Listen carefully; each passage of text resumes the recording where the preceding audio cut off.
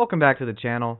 I'm the Fantasy Football Strategist, and in today's video, I'm giving you 4 tight ends to avoid at all costs at their current ADP. Not only do I think they're not going to meet their ADP, I strongly believe there's just about no chance that they exceed their ADP. And once again, I like the tight ends as players, and if their ADPs were adjusted, I would have no issue and, in fact, would love to roster them. It's just at their current ADPs, it's a hard pass for me. Please remember to like and subscribe. Let's get into it. The first player on this list is Bears tight end Cole Kmet. He's going off the board as the tight end 15 at the 1104. That's a little bit rich for me. He's actually quite a solid tight end, very skilled in fact, but I'm going to show you a couple of reasons to be highly suspect of this current ADP. So he's 6'4", over 250 pounds. He's still only 25.4 years old, and he's a former second-round pick. Very talented player. Had the Bears not made a couple of moves, he would have been in a fantastic situation. And as far as being an athlete as a tight end, he is an above-average athlete, especially for his size. His 4.70 40-yard dash is in the 71st percentile. His 106.8 speed score is in the 83rd percentile. That takes into account a player's size and their actual speeds and puts it into a composite score that gives you an idea of, at least for his size, relatively how athletic he is. And it really evens things out for smaller tight ends versus larger ones. Then when we look at his burst score, which is his vertical and broad jump combined, he has a 126.3 score, which is in the 89th percentile. This makes him a very good target as a possession tight end. Then he has a 10.06 grade as far as his catch radius, which is in the 65th percentile. Admittedly, his agility score is in the 19th percentile, but as a possession tight end, pure raw juking and open field moves isn't his strong suit.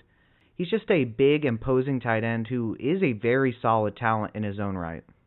So a couple of things to note. First of all, in terms of his points per game finishes, as a rookie he finished 47th overall. It's not a surprise that a rookie tight end didn't play particularly well, at least in terms of scoring you fantasy points. It's actually quite rare and unusual that players like Kyle Pitts, Sam Laporta, and Dalton Kincaid have been serviceable tight ends as rookies. Usually that's just not the case. Then in his second year, he had the 21st most points per game. Then in his third year, he had the 16th most, and this past year, he had the 9th most. So while that is the career trajectory that you would like in a tight end, there are unfortunately a couple factors here that are completely out of his hands and are absolutely not his fault in any way, shape, or form. So, first of all, they drafted Caleb Williams first overall in the 2024 NFL Draft, which is amazing for him because that means he's going to receive pretty reasonably likely much better quarterback play. Unfortunately, they signed DeAndre Swift, who is a above average receiving running back. So he's going to get a good amount of targets as a running back. Then they signed DJ Moore to an extension, which he was already with the team anyways, so that didn't really affect anything in terms of Cole Kmet's target share. But here's the issue. They traded for Keenan Allen, so that's another target, and an elite target at that. And then they drafted Rome Odunze 9th overall. So Cole Kmet was going to be the second target in this offense. Then they signed a pass-catching running back, traded for an elite receiver, even though Keenan Allen's a little bit older, and then they drafted a top 10 dominant X wide receiver. But wait, it gets even worse. As you can see, they signed Gerald Everett. He specializes as a pass-catching tight end. This is the issue here, especially. So not only does he have immense increased target competition, they also brought in a pass-catching tight end. This is going to severely hamper his upside.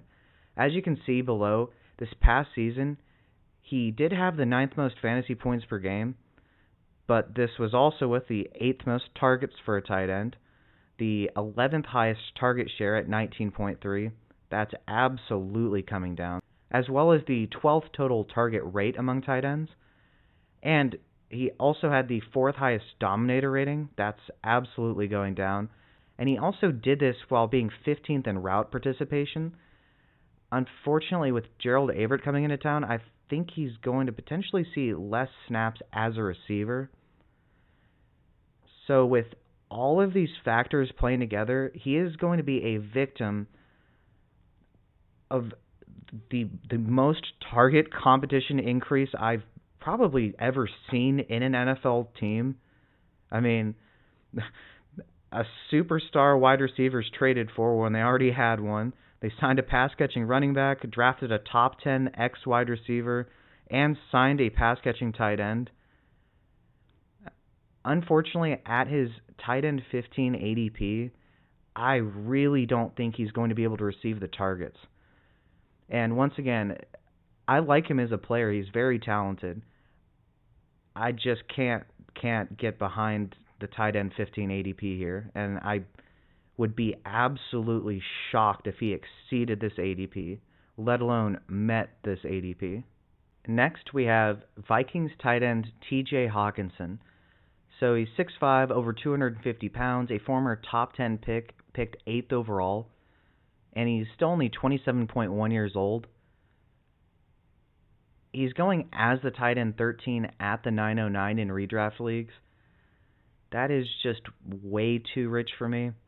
And this has nothing, just like with Cole Kmet before, and the players in which I'll be speaking about after this, with his actual talent as a player. Please don't take this as me bashing his talent. It's purely the ADP here. I mean, looking at his athleticism, he is an incredible athlete for a tight end. He's viewed a lot of times as just this big, bulky possession receiver, which he can be. That's actually a strength of his. But look at his athleticism, especially for being 6'5" and over 250 pounds. This is crazy. His 4.70 40-yard dash, just like with Cole Kmet before, puts him in the 71st percentile. But because he is 6'5" and over 250 pounds, his speed score is 103.7, which is in the 76th percentile among tight ends. Once again, that combines your size and your actual speed into a composite score so that you can get a better idea of players regardless of their size, how athletic they are, and how fast they are. Then when you look at his burst score, which is his broad jump and vertical, his 127.1 score puts him in the 90th percentile. His agility score is in the 88th percentile as well. He is a very, very balanced tight end. And his 92nd percentile catch radius just rounds out the fact that every single one of these metrics is well above 50th percentile. He is extremely talented and a superb athlete. Here's why I'm just not feeling this 13th overall tight end ADP. Alright, so in week 16 of this past season, as you might be aware, he suffered an ACL tear. Now, these aren't the old days where that was essentially a rip to your career. But still understand that unless you are a super athlete and probably lucky, you are going to be slowed down coming back from this, especially because you're not able to exercise as much as you would like while rehabbing, obviously, because you want to heal your knee, right? So first of all, now I will use the most current news, which is that he's well ahead of schedule and isn't ruled out for week 1. But keep in mind, not ruled out for week 1 isn't the same thing as he's likely to play. That just means they're not announcing it yet. This guy is coming off an ACL tear suffered in week 16 of this past season. Now, is it possible that he's back by week 1? It is possible. he probably is well ahead of schedule. I'm not doubting that. I would have no idea. I'm just saying not ruled out is not the same thing as it's likely he's going to play, which is why I don't like his ADP. I highly suspect he's going to be on the PUP list, which is going to mean at the very least he doesn't play 4 games, thus increasing his chances of not finishing as the tight end 13, because missing 4 games is a big deal in that regard. But then he's also likely to not be quite where he was coming back from that injury. And this injury was suffered once again at the very end of this past season. But that's not it either. He also lost Kirk Cousins as his quarterback. That is going to be a big factor for him. He's gone from having Kirk Cousins, one of the most fantasy-friendly quarterbacks in the game, to a combination of Sam Darnold to begin with, and then J.J. McCarthy. J.J. McCarthy in camp has looked rather good in the red zone, but overall there have been plenty of reports that he has not been the most accurate quarterback, which is it's understandable for a rookie, right? I'm not here to bash him. It's just for Hockenson's situation, coming off a knee injury, he might not play a couple games, and having what is likely, at least at the beginning of J.J. McCarthy's career, a pretty sizable downgrade in terms of the accuracy of his targets at least, and probably overall volume of the passing offense, because they'll probably want to protect him, and Sam Darnold as well. I just think he's going to have a decreased total opportunity as well in terms of team pass attempts. Then they signed Aaron Jones. That is a massive upgrade over whatever they were trying to roll out there this past season at running back. Cam Akers, I think, would have been fine, but yeah, it's unfortunate for him he got injured yet again. But that's not only going to take away targets because Aaron Jones is a fantastic receiving back, it's also going to lead to increased rush attempts as well because they're more than likely going to actually be a threat in the run game. Then you have Justin Jefferson there, Jordan Addison going into this next year if he can stop getting arrested for speeding and drunk driving and other things, allegedly. So maybe Jordan Addison even takes a step up and starts receiving a little more of a target share in this offense, especially while TJ Hockenson is coming back from this injury. But let's look at a couple of advanced analytics here. He was second in targets, first in target share, and second in target rate this past season. The targets is definitely going down. The target share and target rate might go down, but he was fifth in target quality rating, as well as eighth in target accuracy. Those numbers are likely to go way, way down with either Sam Darnold or a rookie quarterback in town. I am absolutely out at his tight end 13 ADP, even though as a player he is extremely talented. The third player on this list is Eagles tight end Dallas Goedert.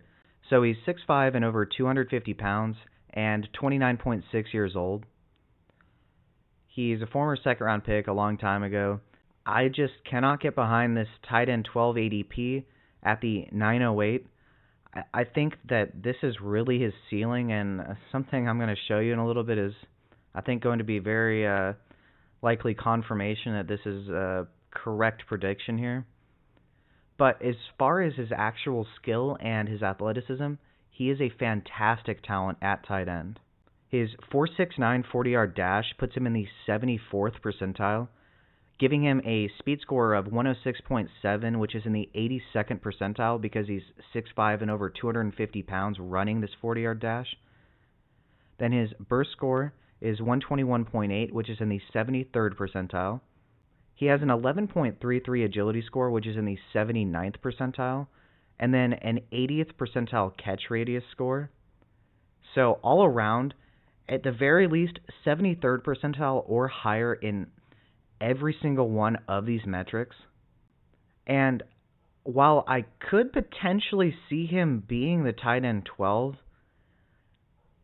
I just don't think there's really any room for improvement here. I think he's being drafted at essentially his absolute ceiling. And some of these are factors in which he cannot control.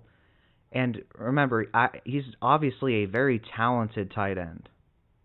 So, once again, he's going off the board as the tight end 12, and I think that is really his ceiling. When we look at the team around him, he is in a fantastic offense. They have quarterback Jalen Hurts, one of the better quarterbacks, especially for fantasy football. They did, however, bring in free agent running back Saquon Barkley to a 3-year deal that's more than likely going to be a 2-year deal. He is one of the best athletes and most skilled running backs we have seen in quite some time. He's just been in an overtly crummy situation for his entire career, really. That is going to eat into the target share probably of a couple people, just slightly among all of them, because he's absolutely going to get more receiving work than DeAndre Swift did this past year, who is an above-average receiving back himself. But come on, it's Saquon Barkley. And especially in terms of rush attempts, they're almost certainly going to want to be a little bit more balanced than they've been the past couple of years. And now that they have Saquon Barkley, they're going to be able to do that.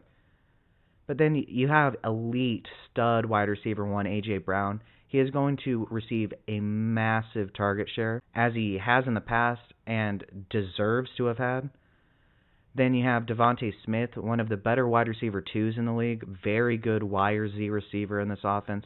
He's absolutely going to receive a rather sizable target share himself, as he deserves. Paris Campbell, he's probably a non-factor. And then you have Goedert.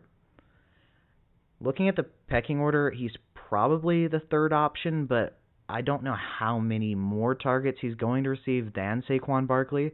He'll probably out-target Barkley, but I think his target ceiling is really, really limited in this offense. But then let's look at his fantasy finishes as a tight end throughout his career. So in his rookie year, he was the tight end 21 in a full PPR. Then he ramped it up all the way to tight end 10, which is great. Then he was the tight end 21, 11, 12, and 14. So in his entire career, the best finish he's had is as the tight end 10. Now, those are ending year finishes, which is different than points per game, and I'm going to be honest here and transparent. His points per game throughout his career during stretches have been much better than his total fantasy finishes. For instance, he went from 22nd as a rookie to 11th to 9th to 8th to 5th and then back to 12th this past season. So then you might be asking, so if he's this good on a points per game basis, why hasn't he finished higher? It's because he's really struggled with health his entire career. And now, one thing we can't predict is injuries. But he's also never had to deal with the competition of an elite running back like Saquon Barkley, while also being at best the third option in the offense. So with that being said, I just don't see how his upside is any higher than tight end 12, really, because there's just not going to be enough targets most likely for him to well exceed this. And there's a very good possibility they run for a lot more touchdowns. And the thing is, he's never been a high touchdown upside type of player. For instance, his career high was 5 in his second year. He generally has 3 or 4 a year, which if he had played all 16 games some of these years might be a little bit higher. But I think that just goes to show that he's probably being drafted at his ceiling. I mean, when you look at his targets, he had the 14th most targets this past season, along with the 12th highest target share. Then he had the 19th overall target rate, along with the 21st most fantasy points per route run, and 22nd most fantasy points per target. So with a capped ceiling in terms of total target share, and more than likely a more balanced offense with Saquon Barkley in town, I think tight end 12 is his absolute ceiling, and it really wouldn't shock me at all if he finishes below the tight end 15 overall. And that's if he's able to stay healthy, which once again we can't predict. But at tight end 12, I'm completely out. The final player on this list is Las Vegas Raiders tight end Brock Bowers. So he's a rookie, 6'3", 243 pounds. He's in the Sam Laporta build, and at 21.6 years old, he's still relatively young as a tight end. He is currently going as the tight end 9 overall, which I think is very rich for redraft specifically. I mean, he's going at the 706, so inside the top 8 rounds here. That is very rich for a tight end, specifically in his situation. This is not an attack on his talent. He's very talented. I think he's going to be a tremendous tight end over the course of his career. I just think as a rookie in this situation, the tight end 9 is just about the ceiling without a ton of injuries to other players on the offense. But as far as being an athlete and a talented tight end, he is an elite prospect. His 4.53 40-yard dash speed puts him in the 96th percentile among tight ends, and despite only being 6'3", he has a 93rd percentile speed score because of how impressive his 40-yard dash speed is. This guy is a monster after the catch, can play X, Y, Z, H-back, inline tight end, literally just about any position besides quarterback or offensive lineman, he can easily play. So he does have fantastic positional versatility. But here's why I just cannot get behind this tight end 9 ADP. So he went to the Las Vegas Raiders. His quarterback situation is rather dreadful. He has either Aiden O'Connell or Gardner Minshew. I don't think either one of them are going to do him any favors in terms of target accuracy and his catchable target rating.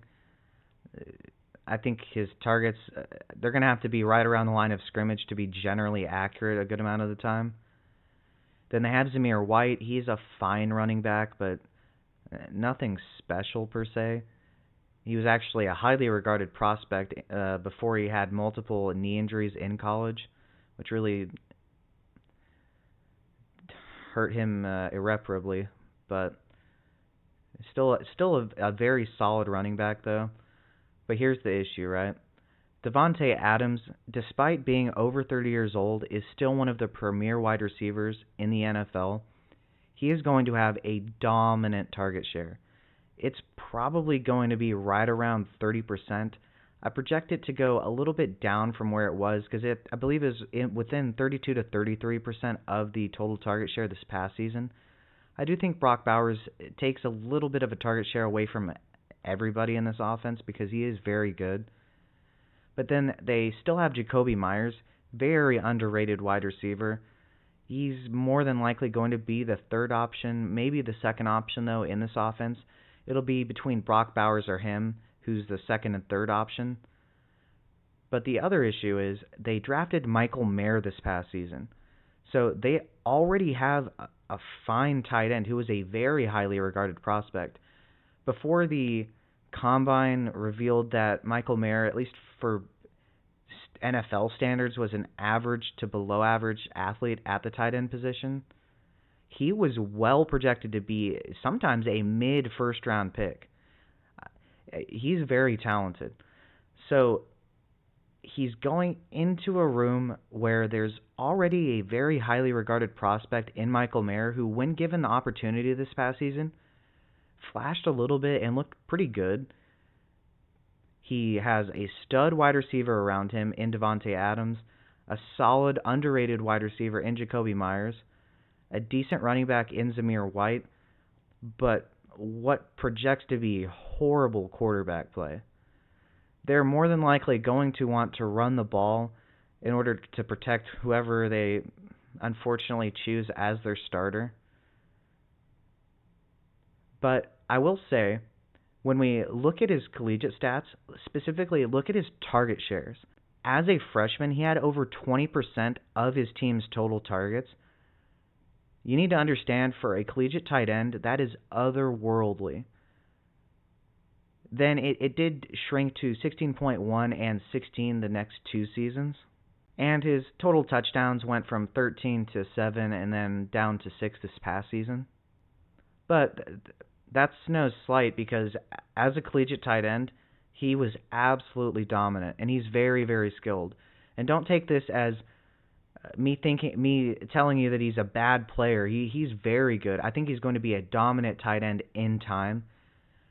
I just think this immediate situation is absolutely terrible for him. To be honest with you, I'm trying to think of places that would have been worse for him to go because he had to deal with an established tight end there, what projects to be bad quarterback play, and with a team that will want to run the ball generally as much as they can. There's really not too many worse places that he could have gone. Really, this is more so about his situation and what projects to be lack of total passing volume than anything to do with his skills. I think him being drafted as the tight end 9 is extremely rich. I would be shocked if he is the tight end 9, and especially if he's somehow higher than that. But in the future, it would not shock me at all if he well exceeds tight end 9 ADP, and deservedly so. And it would actually, in the future, once he's in a better situation, shock me if he's ever really going to be going after the tight end 9, unless his situation is as poor as it is now throughout his entire career, really. In review, the tight ends in which I am absolutely avoiding at their current ADP, and once again, this is not a reflection of my view of them as actual talents. It's essentially situation in every regard for every one of these players, are Cole Kmet of the Chicago Bears. He has the most added target competition I've probably ever seen for a tight end. They signed a pass-catching tight end in Gerald Everett, traded for Keenan Allen, drafted Rome Odunze, signed DeAndre Swift. They already had DJ Moore. Caleb Williams would have to have Patrick Mahomes level, MVP level of efficiency, and especially in terms of total yardage and touchdowns, for Cole Kmet to be a top 10 tight end, really. And he would have to have extremely high touchdown upside this season. I just think his total target share is going to be diminished to the point where I can't see him being the tight end 15 this year, to be honest with you. Very talented player, very unfortunate situation. Then you have TJ Hockenson. He's being drafted as the tight end 13. Very, very good tight end. And in fact, potentially the most talented tight end on this list. Remember, he suffered an ACL tear in Week 16 of this past season. And now, while they're saying he hasn't been ruled out for Week 1, that's not the same thing as saying he's likely to play. It just means they haven't made a determination. Unless it's completely impossible in every sense of the word, why would they want people to know he's not going to play? They want teams to be scheming for him as if he's going to play. That even if he's not going to, that would only help them if teams were worried about him playing. He's extremely talented, but another issue here is he's going from Kirk Cousins to a rookie J.J. McCarthy or Sam Darnold. His target accuracy rating and catchable target rating were both within the top 10. That's probably going down. And there's potential in the future for him to be an elite tight end again. And J.J. McCarthy might be a really good quarterback. I just don't think he's going to give him top 10 metrics in that regard as a rookie. That would be extremely unfair to expect that of him. And he's had mixed reviews. He's supposedly, and I've seen the video, looked really sharp in the red zone. But he has had accuracy issues from time to time, reportedly. And we all know what Sam Darnold is at this point. Maybe he has a Geno Smith career turnaround, but TJ Hockenson is at best the second option in this offense, but might be the third option, depending on, after Justin Jefferson, whether he or Jordan Addison is going to be the second option this year. I expect him to have a slow start and potentially miss games. Thus, I just don't see this tight end 13 ADP paying off. He may start really coming back at the end of the year, so if you're able to make the fantasy playoffs, he might be a good tight end to have, but I just worry that you might not get any production for the first couple of weeks because he'll more than likely, in my opinion, end up on the PUP list, and then he'll probably have a slow start coming back from that injury. I'm out at the tight end 13. Then you have Dallas Goedert at the tight end 12. Remember, his best finish was as the tight end 10 in his second year. Since then, he's never finished higher than that. He's being drafted as a tight end 12. They just signed Saquon Barkley, and they're more than likely going to be a little bit more run-heavy than they've been in past seasons. And Saquon Barkley is a fantastic receiver as a running back. So I do worry that his target share might just slip a little bit, and it's certainly not going to go up. And he's probably the third option in his offense. So I just don't see I see tight end 12 as his ceiling, really, and I just never want to draft players at their ceiling. No, thank you. I'd like upside, not capped upside. But once again, he's a very talented player. Then finally we have Brock Bowers. He's a rookie tight end going at the tight end 9. They have Devontae Adams there, Jacoby Myers. They already have Michael Mayer. His target share might not be as high as you would like. And with Aiden O'Connell or Gardner Minshew, his quarterback play is not going to be that great, and they're more than likely going to be a run-heavy team as they try to mask their quarterback deficiencies. So I'm completely out at tight end 9. I think that's probably his absolute ceiling this season. But what do you think? Are you in on these tight ends at their current ADP? Do you think they'll exceed their ADPs? Do you agree with me that it's not as likely that they're able to meet their ADPs and especially exceed them this year? Please let me know in the comment section. Who are a couple of tight ends that you worry about at their current ADP? Please let me know in the comment section below. With that being said, I'm the Fantasy Football Strategist, your NFL breaking news source, and the dynasty and redraft implications behind said breaking news. I am building a library of information with which you can use to dominate your redraft and dynasty leagues in 2024 and beyond. Please remember to like and subscribe. It would mean the absolute world to me. Thank you and have a good day.